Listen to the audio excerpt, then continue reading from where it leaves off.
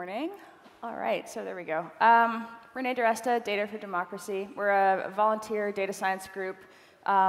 International, actually, lots of folks from Canada, Australia, predominantly US, and we work on a number of different problems. One of them has been disinformation on the internet. And so what I was asked to talk about today was the ways that business models intersect with content and community creation to get us to where we are today. So I'll start by stating the obvious. Something is wrong on the internet. And it's evolved to the point over the last year as we've been having this conversation that we've developed a whole bunch of different names for what's wrong on the internet. Misinformation, disinformation, fake news, filter bubbles. These are the ways that we talk about the information ecosystem and how it's fundamentally broken. But since this is a startup festival, rather than just explaining what those things are, I'm assuming that we all kind of know what they are now, and so I'm going to talk about how the business design decisions that we make and the algorithmic design decisions that we make have led us to this. So back in the day, I used to be a VC, back around 2011 to 2014, that was what I worked on, and I can't tell you how many startups walked into our firm and would tell us that they were building the next social mobile local app. And social mobile local was a huge thing about 4 years ago, so was big data. It was going to change the world. And inevitably, when you would ask them how they were going to make money, the answer would be, well, we're going to sell ads. And sometimes the answer would be, well, we're going to anonymize and then sell the data. So both of those things sound a little bit kind of quaint and creepy now in the days post-Cambridge Analytica, where the idea that monetization based on kind of surveilling your users is the business model of choice on the internet. It's important to note that advertising itself is not a problem. Companies want to sell things, people want to find things, so there is a perfectly ethical way to do ads. The issue that we're going to talk about here is what happened when we realized that ads were much more effective when they were targeted and attention-grabbing. So in order for an ad on the internet to be targeted, the person selling the ad or the person serving the ad have to know a whole lot about the person receiving the ad. So companies began to gather more and more data to ensure that they had more and more information about the user for better targeting. And then in order to make the ad engaging, we really switched it from being these kind of postage stamp-sized things or a couple of words or, God forbid, a popover into being this sort of more native in-stream experience. And what happened as a result of that also is in order to grab attention, we were able to make the ads kind of ever more sensational. So this was where we got the concept of like clickbait. Things that would like appeal to kind of the lowest impulses of people, something that really sounded extreme or sensational. So as it turns out, advertising kind of coupled with vast quantities of personal data, really no restrictions or regulations on what was able to be shown, led to, it was incredibly lucrative, but it also led to this idea of surveillance capitalism. And more people, the title of the talk, The Original Sin of the Internet, is actually a reference to Ethan Zuckerman and his view that this has been what has led us to where we are today. So how do ads connect to disinformation? So back in the olden days of the internet, everything was fairly decentralized. And so show of hands, how many of you had a blog, like a GeoCities blog or a Blogger blog? There we go, a couple of people who are my age. So it was this idea that you could write anything you wanted. We had eliminated gatekeepers. So anybody who had any kind of message or wanted to make a fan site or wanted to sell something could put themselves out there on the internet and say whatever they wanted. So this was really seen as this vast freeing of information, the idea that information wants to be free. Problem is, something had to pay for that, and so very early on, the idea that ads would financially support the internet was established. So what happened next? Well, there was this mass consolidation into social platforms starting in the kind of early 2000s. And as the kind of decentralized internet consolidated into 5 or 6 platforms, we began to have these like super companies that had amassed vast user bases. And this was, of course, a very good thing. As a VC, this is the kind of growth you want to see. Network effects, lock-in. The platforms all began to compete with each other, not on a feature basis, because you go to Facebook and Twitter, for example, for very different things, but more on the way that they were monetizing. So they're attention brokers, which means they need to keep more of your attention in order to serve you ads, which means that they're incentivized to keep people within their gardens as long as possible. So there comes to be this battle for attention fought by the social giants. And as a product decision, as a business model decision, the decision to gather more and more data was to improve targeting. Because if you are going to sell ads, you have to know quite a lot about your users. So people began to relinquish more and more of their data as the kind of cost of doing business for participation in the internet. Our feeds became personalized, our ads became personalized. We actually had a much better user experience on the user side of this transaction, but ultimately what we were doing was facilitating ease of targeting. So as more and more time is spent on the platforms, more and more people go to the platforms, we find ourselves in a situation where reverse chronological feed as a product choice for displaying content no longer works. So the platforms begin to move away from reverse chronological in favor of curatorial algorithms. So at this point, even though they're absolutely adamant that they are not media companies, they are in fact imposing a value judgment because they are deciding what people see. And also, the platforms have to do targeting of their own, not just for ads, but for the kind of content that you're going to see in your feeds that's going to keep you coming back. So we have these curatorial algorithms like trending and search and recommendation engines where the platforms themselves are targeting users with content. So this is how people kind of consolidate and come to be engaged in very few sites. And all of a sudden, it actually wasn't really all of a sudden, candidly. It was back in 2012 or so, I would say. Propagandists realized that this is also a phenomenal tool for them.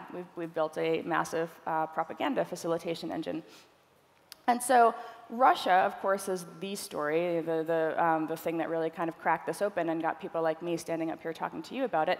But actually, back in 2012 in the US, we have a research agency called DARPA, and they began to run a program looking at social media and strategic communication, saying, we believe that adversaries are going to misuse these social communication platforms to propagandize, in this case, to American citizens. They were absolutely right about that. So people knew back in 2012 that we had built these kind of mass propaganda engines.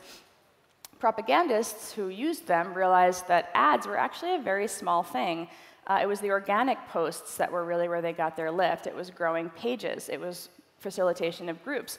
So we started to see that the ads-based business model had led to the creation of this ecosystem, but the subsequent design decisions were really pushing people towards kind of ever more consolidated groups, creating micro-standing audiences that were very, very well defined. So even though you could run an ad, you could also just go and commandeer a group or commandeer a page and begin to propagandize to people. And the platforms would actually inadvertently help you out. Because once your page got big enough, the recommendation engine would start to promote it voluntarily on its own. So this is how we came to have some of the Russian propaganda pages at 400,000 likes, largely because the recommendation engines and the organic lift of the content was what kept pushing people in that direction. So this is probably the most important slide in the talk. Basically, a lot of there's kind of an oversimplification when people say ads are the problem. Ads are not the problem. Ads are kind of the core of the infrastructure problem that we've gone on to develop. But when we talk about the problem is mass audience consolidation plus the ability to figure out who those people are and target them and understand them, plus easily gameable algorithms, recognizing that it's not just the ads, it's the organic lift. And what kind of content can you create that the algorithm is going to decide to voluntarily serve up to people for free? So this is how disinformation manages to take hold on the internet. Now, the problem of the fix, well, the problem is that due to ads, as we've just kind of discussed, the incentives are misaligned in a vicious cycle. In order to maximize their business, the platforms need to know about me in order to help advertisers target me, but also to be able to suggest new content to target me themselves. And then that is, of course, all done with the intent of keeping me on site so that I continue to send out signals so that they can continue to refine the profile so that they can continue to target. So you find yourself in this feedback loop where it's very, very difficult to break at any point in that process. And of course, the problem with this type of feedback loop is the problem of unintended consequences. So I think that is another thing that's under talked about. There's there's a lot of blame going to the social platforms right now, and rightly so. They should have been a little bit more kind of proactive about this. But a lot of the consequences were fundamentally unintended. People didn't know that this was going to happen. So when we think about that cycle, the main two unintended consequences that are continuing to have really terrible effects are polarization and radicalization.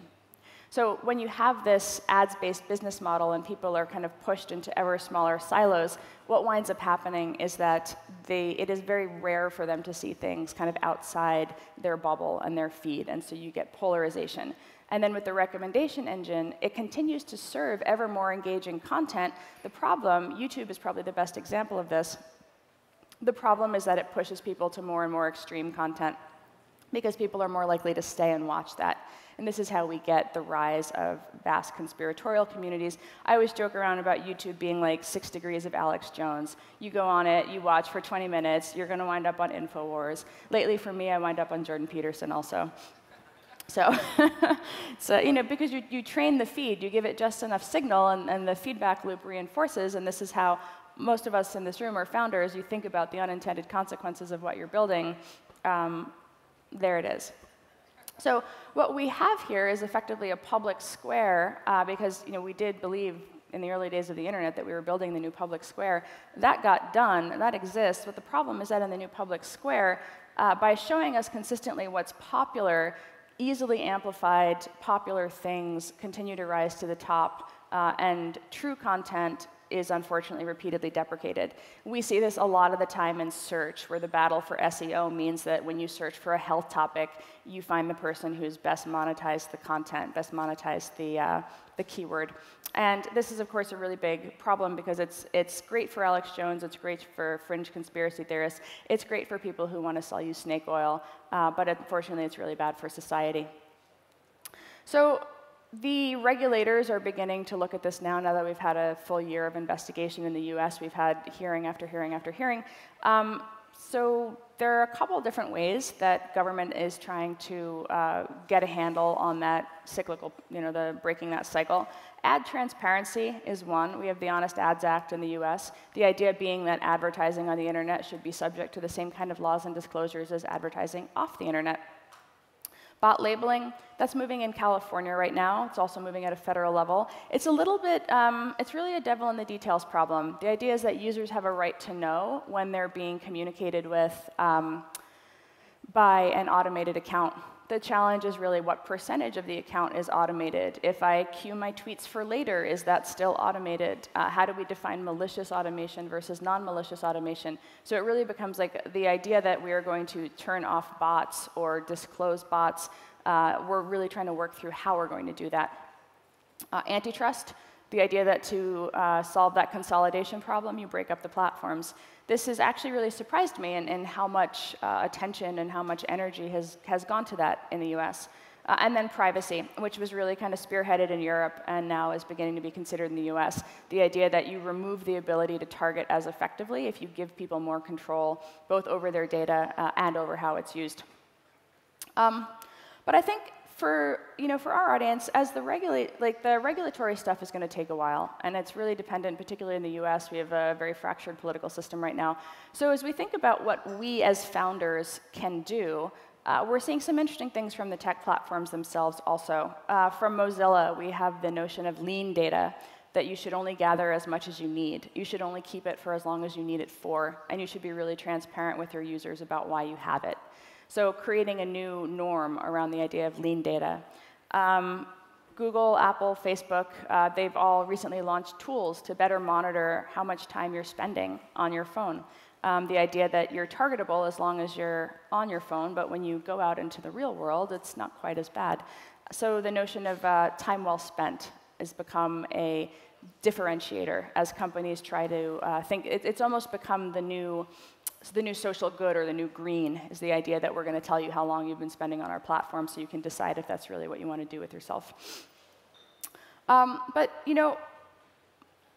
tracking and maximizing attention have been the business model of the internet for a very long time. But I would encourage, show of hands, how many of you in here do something related to social?